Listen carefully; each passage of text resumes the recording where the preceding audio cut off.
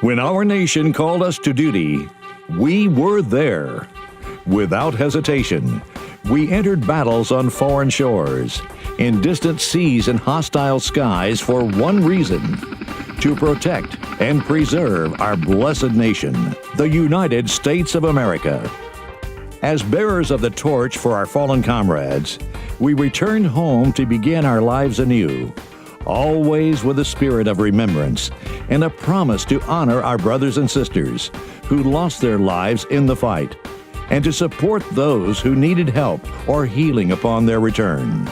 We live that promise as members of America's largest combat veterans organization, the Veterans of Foreign Wars. We unite today to renew our commitment to protecting our nation's military, veterans, and their families. We're privileged to shine the light of patriotism brightly for the next generation of proud Americans, and always to uphold the sacred promise to honor the dead by helping the living.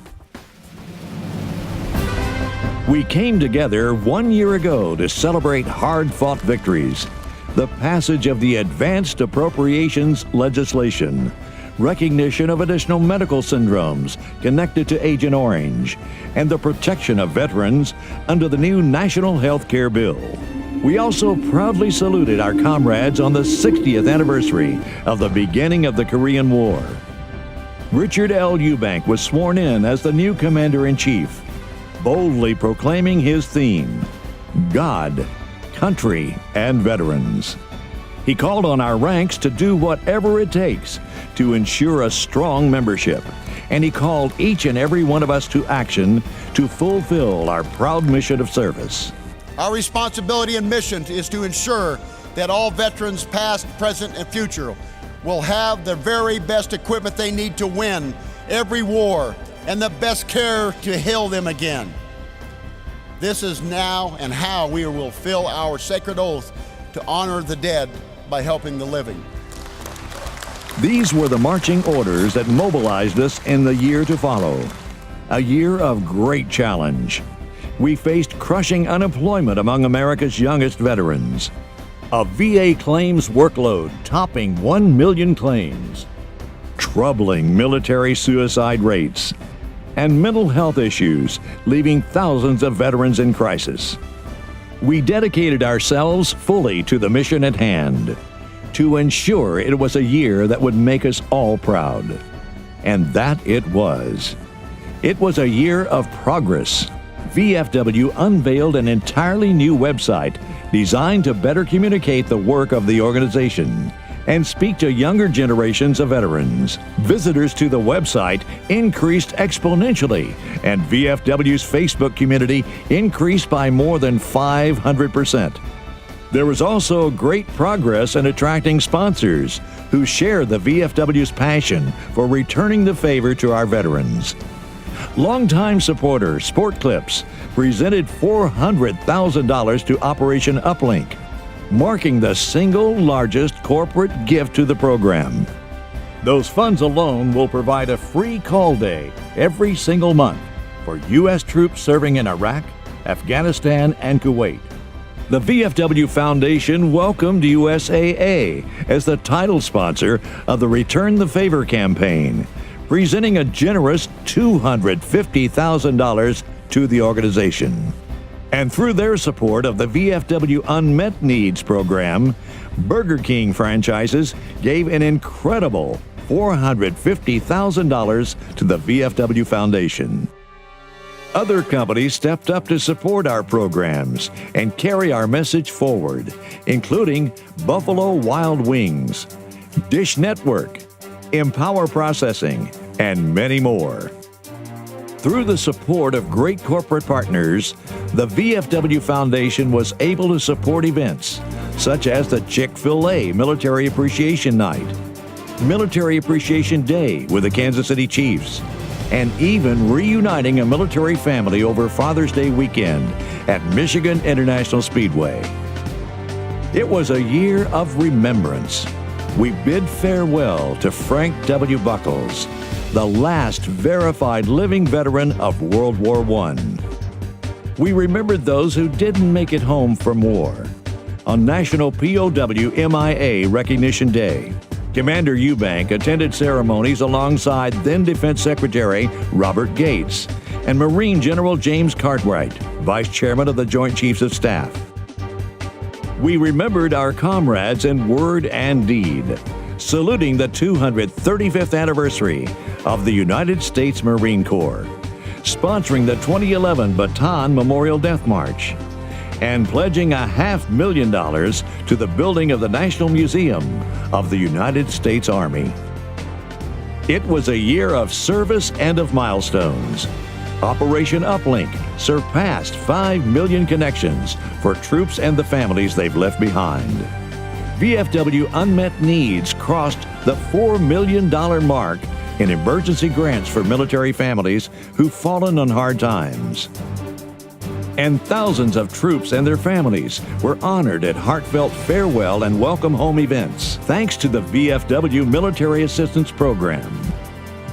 Our nationwide network of service officers helped close to 100,000 veterans obtain the more than $1.3 billion in VA entitlements due to them. We inspired patriotism in young people and awarded greatness through our Voice of Democracy and Patriots Pen programs. I want to remind everyone that while I stand before you and deliver this speech, my generation is in Iraq and Afghanistan, boots on the ground, fighting a war that will determine America's future. That is how my generation secures its role in America's future. We never give up. This was the year we applauded the killing of Osama bin Laden, the mastermind behind the 9/11 attacks, and congratulated our fighting force on a job well done. We also quickly mobilized in the face of deadly tornadoes, rushing more than $100,000 in emergency aid to military families and others affected across the nation. And it was another year we had boots on the ground in Afghanistan.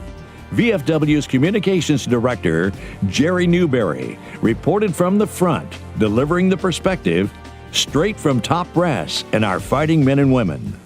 And back home, we worked ardently to protect America's war memorials. In 1934, the VFW erected a small wooden cross and plaque in what is now the Mojave National Preserve to honor the American dead of all wars. In 2001, the American Civil Liberties Union, ACLU, filed suit in federal court, arguing that the memorial violates the Constitution because of its religious symbolism. In an effort to preserve the memorial, Congress designated the cross as a national memorial and ordered the Secretary of the Interior to convey the memorial and the acre of land directly under it to the VFW. On this, the U.S. Supreme Court reversed a lower court ruling to tear down the cross, but the ruling still did not allow the congressional-approved land transfer to occur. The High Court chose instead to remand the case back to the District Court. Meanwhile, in a cynical and senseless act of vandalism, the cross was torn down and stolen. Honoring our heroes that have so gallantly protected our ideals and principles will always remain a priority for the VFW. Battling on behalf of our First Amendment rights and for the Mojave Desert Memorial and leading the fight against misguided hostility that threatens all of our veterans' memorials are campaigns that we will always fight for and take on any adversary, such as the ACLU. In this past year, the VFW also urged a reform of the military absentee voting process, fought unfair TRICARE increases, helped shape the Hiring Heroes Act of 2011, legislation aimed at aggressively improving the unemployment rate among veterans, rallied against a controversial plan that would have slashed VA funding, and won. We made our voices heard at our VFW Legislative Conference. Featured speakers included Vice Chairman of the Joint Chiefs of Staff, James Cartwright, and Secretary of Veterans Affairs, Eric Shinseki. With your help and support, 2010 was a good year for veterans. For 2 years now, we have been focusing VA on a couple of things. 3 fundamental behaviors and 3 key priorities. 3 fundamental behaviors to change the way we do business, and 3 key priorities, all intended to make us better at serving veterans. The 3 behaviors are these: people-centric, we serve veterans, people count. They must be properly trained, have the right attitudes, and enjoy inspiring leadership. No difference in VA than in those units we all served in. Next, results-oriented. We must be able to measure return on any investment we make. Finally, forward-looking. We want to look out 5 years to envision VA in terms of training, equipment, and leadership in order to better serve veterans 5 years from now than we're even doing today. Senator Tim Johnson proudly accepted this year's VFW Congressional Award.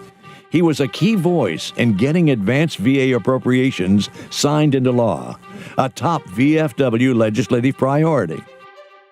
Your organization is a tireless advocate for our nation's vets, and I commend all of you for your efforts. Because of your hard work, the lives of countless people have been profoundly changed for the better, and our nation made stronger. And while there were victories to celebrate, the Commander-in-Chief had stern words in his congressional testimony. The VA is a 21st century healthcare system that delivers world-class care to America's veterans. The Veterans Benefit Administration, however, continues to struggle with its greatest workload in over 50 years and its worst quality in decades. The VFW is working with the VBA at many different levels to reach greater efficiency and rating quality. Our goal is to help them improve their claims processing without harming veterans and to achieve a win-win solution for everyone. We have monitored recent VA initiatives over the past 18 months and provided crucial assessments where warranted and public encouragement when necessary. We have also collaborated with the VA and others in an unprecedented ways to ensure that these initiatives effectively and efficiently address the needs of veterans and their loved ones. According to the recent VA statistics, more than 625,000 Iraq and Afghanistan veterans have sought VA care out of a pool of around 1.25 million. The number of women serving in uniform far exceeds any previous conflict, and they serve in roles that increasingly expose them to the risk of combat, injuries, and death.